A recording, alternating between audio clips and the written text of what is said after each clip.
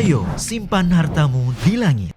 Infak dan sodakoh Bank Syariah Indonesia, nomor rekening 10352082887. Bank Muamalah, nomor rekening 301021555 atas nama Yayasan Khalid Basalamah.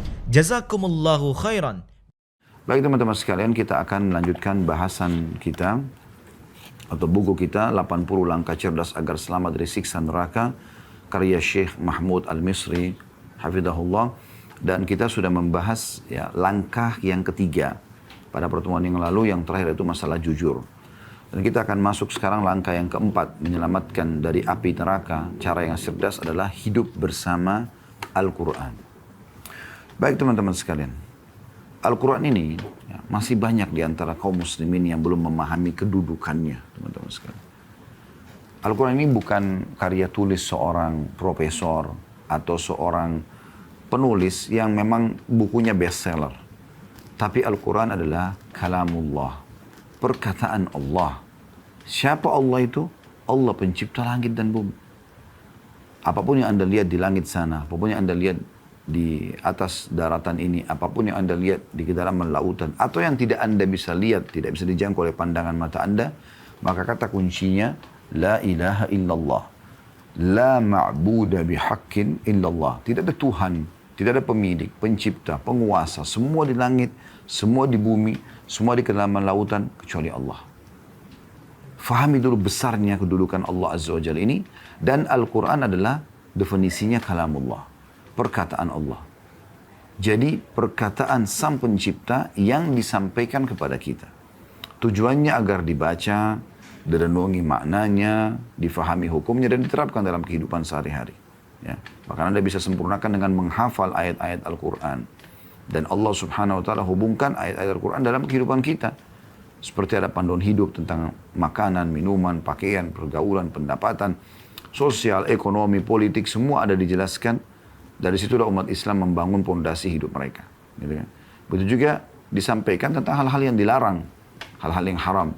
Al-Quran berisikan informasi umat sebelum kita, sehingga kita bisa mengambil pelajaran dari mereka. Orang yang beriman kepada Allah, para nabi-nabi dan pengikut-pengikut nabi yang setia, maka akan selamat. Dan orang yang membangkang seperti Fir'aun, Haman, Qarun, Namrud, ini semua Fir'aun. Kita sudah tahu hidup sama Nabi Musa AS. Haman adalah panglima perangnya dia. Kemudian Qarun adalah salah satu pengikut Nabi Musa, tapi mendukung Fir'aun yang Allah tenggelamkan dengan seluruh hartanya. Sementara Namrud adalah raja zalim yang hidup, yang mau membakar Ibrahim AS. Dan semuanya Allah ceritakan tentang kisah mereka. Bagaimana Allah gambarkan juga dalam surah Al-Anbiya kisah tentang umat-umat sebelum kita, seperti misal kisah kaum Nabi Nuh, kaum Nabi Shu'aib, Nabi Saleh, Nabi Hud, Nabi Lut. Semua Allah SWT gambarkan dan kita bisa membacanya. Juga ada hukum-hukum yang terjadi, yang kita butuhkan, dan apa yang terjadi di masa depan nanti. Seperti kehidupan setelah kematian, alam barzah, ada surga dan neraka, di akhirat nanti seperti apa, itu semua digambarkan. Jadi Al-Quran adalah kalamullah dan berisikan semua yang dibutuhkan oleh manusia. Kalau Anda fahami di pembukaan kita ini, apa yang saya jelaskan tadi, maka Al-Quran tidak akan Anda pajang saja di lemari Anda, atau Anda pajang di ranjang antara Anda dengan suami atau antara Anda dengan istri, supaya dikatakan Anda Muslim, pergi ke toko buku atau ke Timur Tengah, belanja Quran, tujuannya hanya untuk supaya dikatakan dia punya Quran, atau karena kemasannya Quran itu bagus misalnya. Ini semua akan tertepis dengan sendirinya. Kita akan tahu bahwasanya kita butuh dengan isinya. Membacanya adalah ibadah. Kata Nabi SAW, setiap huruf Al-Quran mendapatkan 10 pahala. Jadi kalau Anda mengatakan alif, lam, mim, alif 10, lam 10, dan mim 10. Anda baca alhamdulillahi rabbil alamin. Alhamdu, alif, lam, ha, mim, dal, 50 pahala. Alhamdulillah, ada tasydidnya, berarti 3 lam dan 1 ha, 40. Berarti sudah 90. Alhamdulillahi rabbil alamin, 50 tambah 40, 90. Rabbi, asal kata ini adalah robabah. Nah, karena 2 baknya, supaya ringan diucapkan, dipakai tasydid, dikatakan Rabbi. Berarti 3 huruf, 30 pahala. Ya. Kalau tambah tadi berarti 120. alamin, alif, lam, ain, alif, lam, mim, ya, nun, 8 huruf, berarti 80. Berarti alhamdulillah rabbil alamin Anda punya 200 pahala. Selain panduan hidup, ya, juga berpahala, serta juga Al-Quran akan menjadi penolong bagi pembacanya pada hari kiamat. Sebagaimana akan kita sebutkan keutamaan-keutamanya nanti insya Allah. Tapi di awal pembukaan ini saya ingin teman-teman melihat surah Al-Hasyr dalam Al-Quran. Ya. Bagaimana Allah subhanahu wa ta'ala menggambarkan dalam surah Al-Hasyr ini. Di ayat 21 ya. Surah nomor 59. A'udzu billahi minasyaitonir rajim, supaya Anda tahu bagaimana dahsyatnya Al-Qur'an itu. Lau anzalna hadzal Qur'ana 'ala jabalin la ra'aitahu khashi'an mutasaddian min khasyatillah. Saya ulangi, lau anzalna hadzal Qur'ana 'ala jabalin la ra'aitahu khashi'an mutasaddian min khasyatillah. Wa tilkal amthalu nadribuha lin-nasi la'allahum yatafakkarun. Kalau seandainya Al-Quran ini kami turunkan di atas gunung. Allah berikan perumpamaan gunung karena dahsyatnya dan kuatnya gunung itu. Ya. Anda pernah lihat gunung berapi? Anda bayangkan gunung terbesar di muka bumi ini, Allah gambarkan semua gunung-gunung itu. Kalau seandainya Al-Quran itu diturunkan pada gunung-gunung tersebut, maka niscaya gunung itu akan tunduk terpecah belah. Disebabkan ketakutannya kepada Allah. Karena tahu ini adalah kalamullah, perkataannya sang pencipta Allah, sang raja yang sebenarnya. Dan itu adalah perumpamaan yang kami buat untuk manusia supaya mereka berfikir. Ya. Anda bisa renungi bagaimana luar biasanya ayat ini menjelaskan tentang dahsyatnya Al-Quran. Ya. Dan ini teman-teman sekalian, ayat ini sudah cukup mewakili sebenarnya. Ya. Untuk kita tahu bagaimana dahsyatnya Al-Quran. Baik. Saya akan coba baca apa yang ditulis oleh penulis di sini. Langkah cerdas yang keempat untuk selamat dari api neraka, yaitu hidup bersama Al-Quran. Perhatikan judulnya, hidup bersama Al-Quran. Jadi selama Anda hidup, Anda tidak akan pernah meninggalkan Al-Quran. Baik bacaan atau aplikasi atau menerapkan hukum Al-Quran dalam kehidupan kita sehari-hari. Itu yang dimaksudkan. Ya. Allah subhanahu wa ta'ala berfirman, beliau mengangkat dalil pertama dalam surah Fatir ayat 29. A'udzu billahi minasyaitonir rajim. Innal ladzina yatluna kitaballahi wa aqamus salata wa anfaqu mimma razaqnahum sirran wa alaniyatan yarjuna tijaratan lan tabur. Sesungguhnya orang-orang yang selalu membaca kitab Allah Al-Quran dan mendirikan salat dan menafkahkan sebagian dari rezeki yang kami anugerahkan kepada mereka dengan diam-diam ataupun terang-terangan. Dengan diam-diam ataupun terang-terangan.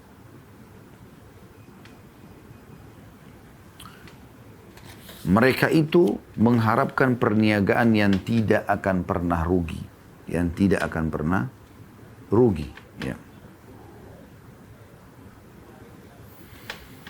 Ayat ini dalam surah Fatir ayat 29 menggambarkan kepada kita teman-teman sekalian tentang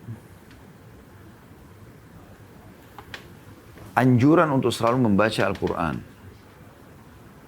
Jadi jangan pernah lewatkan sehari kecuali Anda sudah baca Al-Quran. Dan perlu saya titik beratkan, ini sudah sering kami sampaikan, tapi kami ingatkan kembali, Al-Quran memiliki paling tidak 4 hak dari Anda sebagai seorang muslim. Yang pertama, Anda membacanya.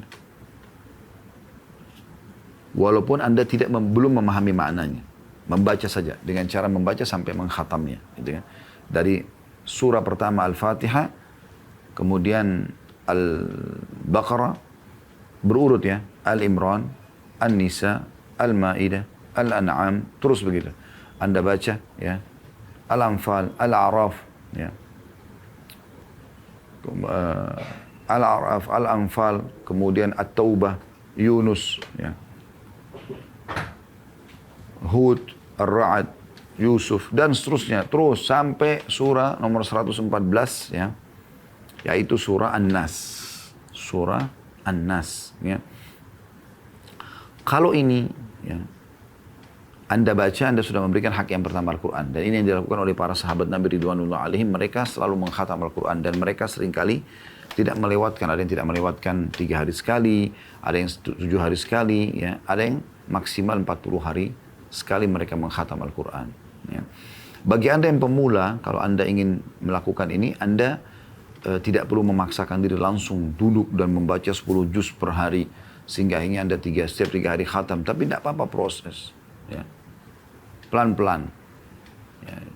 Anda bisa baca di waktu-waktu long, misalnya habis sholat, Anda lakukan membaca dengan fokus membaca 10 ayat misalnya habis sholat. Jadi satu hari, kalau subuh 10 ayat, duhur 10 ayat, asar 10 ayat, maghrib 10 ayat, isya 10 ayat, Anda punya 50 ayat per hari.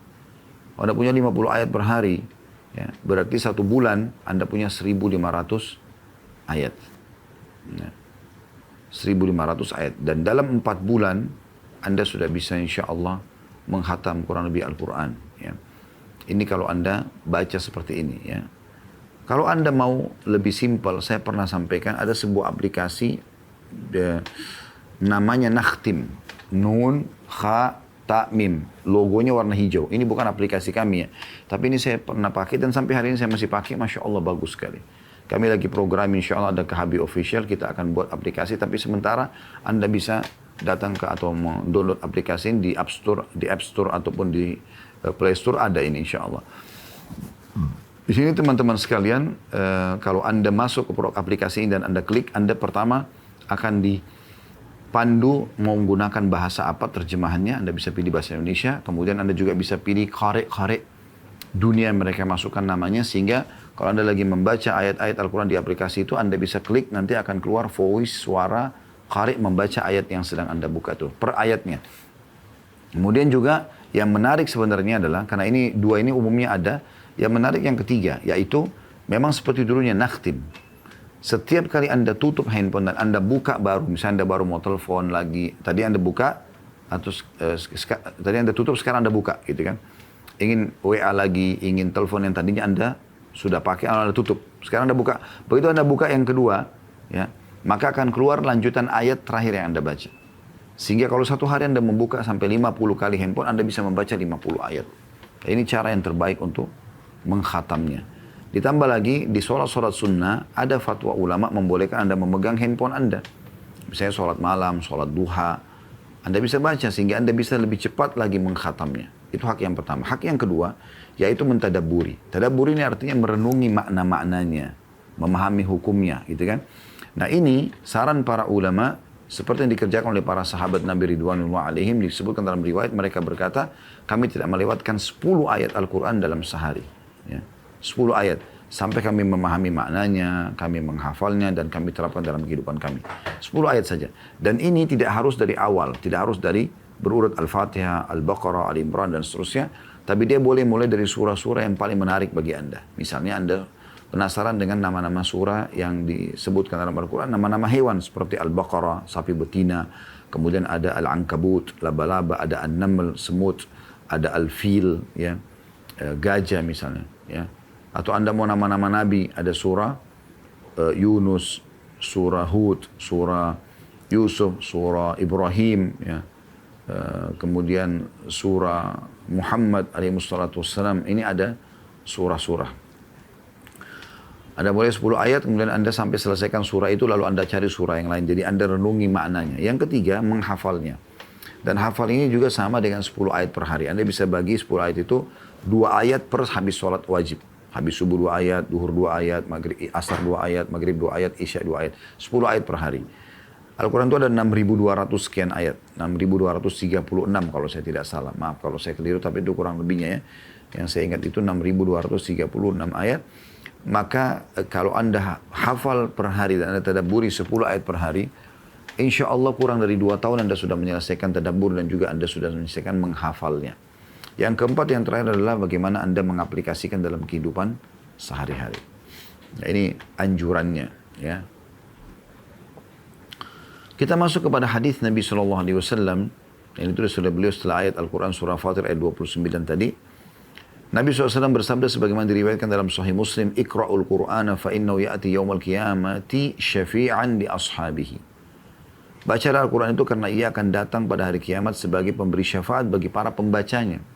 Perhatikan di sini ada perintah menggunakan fi'lul amr dalam retorika bahasa Arab ya.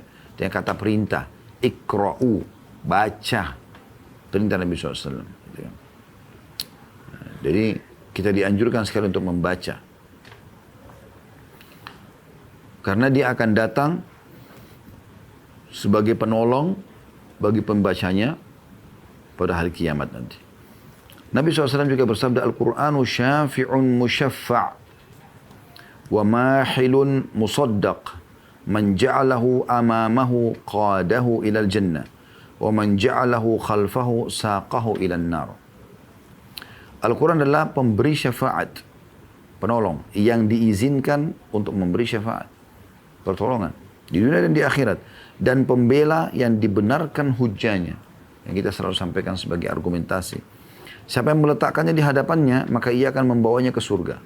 Siapa yang menjadikan Al-Quran sebagai panduan hidup, maka akan memandu dia ke surga. Dan siapa yang membawa atau siapa yang meletakkan Al-Quran di belakangnya, dia tinggalkan, dia tidak mau belajar, tidak mau tahu isinya apa, tidak mau terapkan dalam kehidupannya, maka ia akan menyeretnya ke dalam api neraka. Hadis ini diriwayatkan At-Tabarani dan Ibnu Hibban, dan hadis ini disahihkan oleh Albani dalam Sahihul Jami' nomor 4443. Al-Quran ini teman-teman sekalian dari dua hadis ini berarti memang adalah pemberi syafaat, pemberi tolong ya.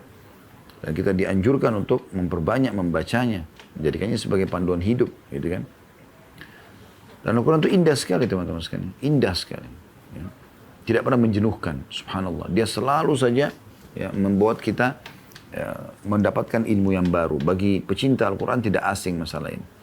Mereka selalu penasaran dari khatam, mengkhatam lagi, dari khatam, mengkhatam lagi gitu. Dan dia akan menjadi penolong pembacanya. Di dalam hadis yang lain, bagi yang pegang buku tentu tidak ada hadis ini dalam buku kita. Hadis ini diriwayatkan oleh Imam Muslim nomor 1910. Anda bisa tambahkan dalam tulisan Anda ya, kalau Anda ingin menambahkan dalilnya. Sabda Nabi SAW, Iqra'ul Qur'ana fa innahu ya'ti yawmal qiyamati syafi'an li ashabihi. Bacalah Al-Quran, karena sungguhnya dia akan jadi penolong bagi pembacanya pada hari kiamat. Iqra'uz Zahrawaini al-Baqarata wa surata Ali Imran. Fa innahuma ta'tiyani yawmal qiyamati ka'annahuma ghamamatani au ka'annahuma gayayatani أو كأنهما فرقان من طير صواف تهاجان عن أصحابهما. Bacalah dua bunga ya, yang indah, Al-Baqarah dan Al-Imran. Dua nama surah yang dinamakan Al-Quran, dinamakan dua bunga gitu ya, atau cahaya ya. Al-Baqarah dan Al-Imran. Karena keduanya akan datang pada hari kiamat berbentuk seperti ya, awan, dua awan, atau seperti dua cahaya sinar matahari yang terang, atau seperti dua ekor burung yang membentangkan sayapnya, ya, bersambung satu sama yang lain. Ya. Keduanya akan menjadi pembela yang rajin membaca surat tersebut. Kemudian potongan terakhir hadis kata Nabi SAW, Iqra'u surat Al-Baqarah fa inna akhdaha barakah. Dan fokus selalu baca surah Al-Baqarah karena membacanya adalah berkah, membawa keberkahan dalam hidup, mencukupi kehidupan seseorang. Wa tarkaha hasrah, dan meninggalkannya adalah kerugian. Wala tastati'uha al-batala, dan tidak akan pernah ada tukang sihir yang mampu mengalahkannya. Jadi besar sekali manfaat daripada Al-Quran. Di dalam hadis yang lain, hadis ini diriwayatkan oleh Bukhari nomor 5059, kata Nabi SAW, Al-mu'minu alladhi yaqra'ul Qur'ana wa ya'malu bihi kal utrujjah. Perumpamaan orang mukmin yang membaca Al-Quran dan mengamalkan dalam hidupnya seperti buah utrujjah. Kalau Anda bingung dengan utrujjah, Anda tinggal ketik di Google buah utrujjah. Akan kelihatan seperti mirip pir dia, buah pir ya. Maaf, bukan per, buah pir ya. Ta'muha tayyib wa rihuha tayyib. Baunya wangi dan juga rasanya manis. Walaupun dia bukan buah pir 100% ya. Saya pernah coba cari dan saya searching di Google, saya coba cari di lapangan. Mungkin di Indonesia ini, kalau saya bicara lingkup Jakarta ya, ada beberapa toko-toko buah khusus yang mungkin ada impor dari luar yang bisa mendatangkan buah ini gitu.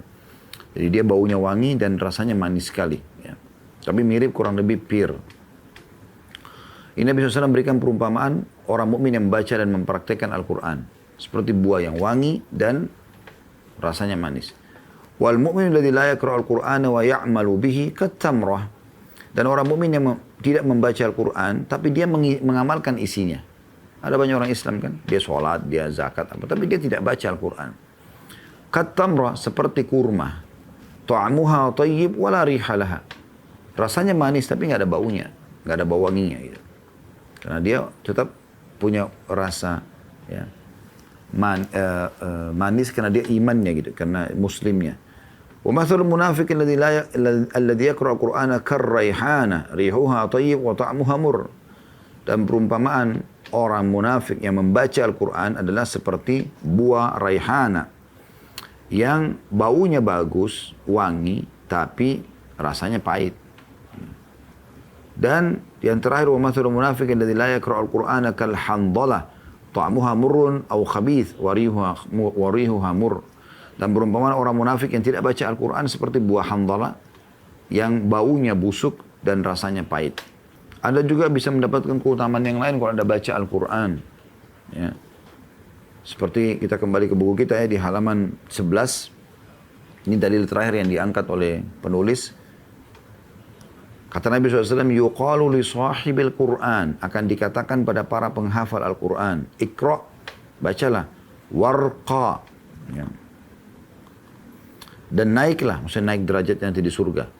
Warattil kama kunta turattilu fid dunya. Dan bacalah dengan tenang, tartil, sebagaimana dulu kau di dunia telah membacanya dengan tartil. Fa inna manzilataka 'inda akhiri ayatin taqra'uha. Karena kedudukanmu di surga derajatmu adalah di akhir ayat yang kau baca. Itu maknanya adalah dia akan dianjurkan atau disarankan untuk membaca Al-Quran pada saat itu, dan satu ayat mengangkat satu derajat. Sampai dia tiba di derajat tertinggi surga, baru Allah mengatakan, cukuplah, inilah kedudukanmu. Jadi Allah akan berikan derajat tertinggi bagi para penghafal Al-Quran. Hadis ini diriwayatkan oleh Ahmad, Al-Hakim, dan juga dinyatakan sahih oleh Syekh Al-Albani dalam Sahihu Al-Jami'. Ya. Jadi hadis ini luar biasa. Dan orang yang sudah menghafal Al-Quran tidak boleh lalai. Dia harus selalu mengulang-ulanginya. Baca di sholat qobliyah, sholat ba'diyah, di sholat duha, di sholat malam, di tahiyat masjid, di sholat taubat, di sholat istikharah. Kan kita baca. Karena kalau tidak dia mudah sekali hilang. Kalau Anda tinggalkan seminggu, Anda tidak ulangi, Anda sudah mulai bisa lupa satu ayat. Sebulan Anda bisa berapa baris mungkin Anda bisa lupakan. Makanya Nabi SAW sudah ingatkan dalam hadis yang sahih diriwayatkan Bukhari nomor 5031 dan Imam Muslim 789, innama mathalu sahibil Qur'ani kamathalil ibilil mu'allaqati in ahada 'alaiha amsakaha wa in atlaqaha dhahabat. Sesungguhnya orang yang menghafal Al-Quran adalah bagikan unta yang diikat. Jika diikat, unta itu tidak akan lari. Dan apabila dibiarkan tanpa diikat, maka dia akan pergi. Dan kalau sudah pergi, kita ulangin lagi. Gitu ya. Oleh karena itu, sebelum hilang diulang-ulangin. Anda lagi di motor, lagi di mobil, ulangin hafalan-hafalan Al-Quran. Ya. Lagi belanja bulanan ibu-ibu, daripada cuma lihat-lihat barang sambil baca ayat Al-Quran.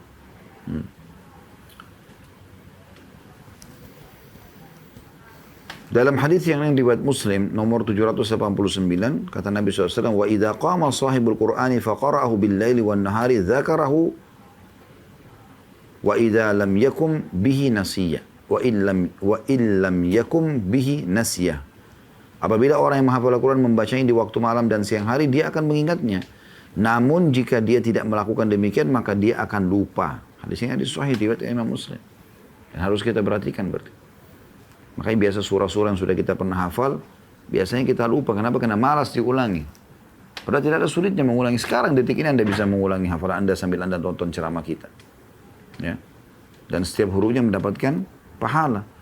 Kata Nabi SAW, ya, setiap membaca Al-Quran Anda akan diberikan satu pahala. Dan satu pahala akan dilipat gandakan menjadi 10 kali lipat. Dan saya tidak mengatakan alif, lam, mim satu huruf, tapi alif satu huruf, lam satu dan mim satu. Jadi Anda kalau baca alif, berarti 10 pahala, lam 10, mim 10. Toha berarti 20 pahala, to sama ha. Yasin berarti ya sama sin, gitu kan. Ha mim, ha sama mim, begitu seterusnya. Jadi makin banyak Anda baca, makin banyak pahala yang akan Anda dapatkan. Ya. Demikian pula teman-teman sekalian, ini sangat dahsyat dalam mengusir syaitan, ya, dalam membatalkan sihir-sihir. Gitu. Bahkan dia obat Al-Quran itu untuk semua penyakit. Bukan hanya sekedar sihir saja, bukan hanya kena kesurupan syaitan, tapi semuanya, ya, akan bermanfaat karena Allah mengatakan dalam Al-Quran, Al-Quran itu adalah syifa, obat. Ya. Bisa dilihat contohnya kalau ada orang yang sering mimpi buruk, ketindihan, ya, ada gangguan-gangguan sihir, maka dibacakan Al-Quran kita akan temukan reaksi yang luar biasa. Apakah teriak, apakah muntah, ya. Dan itu kena ayat Al-Quran yang sedikit dibacakan itu sudah cukup untuk mengganggu para penyihir. Apalagi kalau dirutinkan untuk dibaca gitu, ya. Ini bisa Anda berobat dengan itu. Bahkan disebutkan oleh para ulama bahwasanya membaca Al-Quran itu bisa menjadi obat untuk semua penyakit. Ibnu Qayyim rahimahullah mengatakan, pernah aku merasa sakit yang luar biasa di perutku. Kemudian aku mengambil segelas air zam-zam dan aku bacakan Al-Fatihah padanya, lalu aku tiup dan aku minum. Akhirnya Allah hilangkan penyakit itu dari aku. Jadi Anda bisa melakukan itu untuk diri Anda, untuk pasangan Anda, untuk anak Anda. Ya. Semuanya itu bisa Anda dapatkan tentunya dengan cara meyakini tentunya. Tidak boleh sama sekali dia lalai dengan masalah ini. Maksudnya dia yakini tentang kebenarannya. Karena pernah ada sahabat Nabi datang ke masjid Nabi SAW. Dia melapor, dia mengatakan, ya Rasulullah, kakak saya sakit perut. Kata Nabi SAW, berikan dia madu. Nah Allah sebutkan dalam surah An-Nahl, ya, dari perut lebah itu keluar madu, cairan untuk syifa linnas, obat untuk manusia. Maka orang ini praktekin, dia pulang diberikan madu, karena kakaknya masih mulus, dia datang lalu dia mengatakan, ya Rasulullah kakak saya masih sakit. Kata Nabi SAW, pasti Allah benar dan perut kakakmu yang bohong. Harus diikuti dengan keyakinan. Tidak boleh sembarangan gitu. Ya. Jadi harus diyakini bahwa saya ini benar gitu. Dan ini bahasan kita dari terakhir ditulis oleh beliau adalah sampai di sini, dan kita akan lanjutkan pertemuan akan datang nanti insya Allah dengan kiat yang kelima, masalah memperbanyak sujud karena Allah Subhanahu wa taala. Namun kita tentu belum berhenti dari materi kita karena masih ada beberapa yang ingin saya sampaikan. Al-Quran ini teman-teman, pembacanya dan juga Qurannya sendiri Allah akan jaga. Dan Allah akan datangkan orang-orang ahli Al-Quran kalaupun Anda tidak mau peduli dengan Al-Quran. Sebagaimana Allah sebutkan dalam surah Al-Hijr, surah nomor 15 ayat 9. A'udzu billahi minasyaitonir rajim. Inna nahnu nazzalna dzikra wa inna lahu lahafizun. Sesungguhnya kami turunkan Al-Quran itu dan sesungguhnya kami benar-benar pasti akan menjaganya. Allah Subhanahu wa taala menyinggung dengan tegas dan keras bagi orang yang hatinya tertutup, tidak mau membaca Al-Quran, tidak mau mentadabburi isinya. Dalam surah An-Nisa, surah nomor 4 ayat 82 yang berbunyi, A'udzu billahi minasyaitonir rajim, afala yatadabbaruna al-Qur'ana walau kana min indi ghairi llahi lawajadu fi ikhtilafan katsira.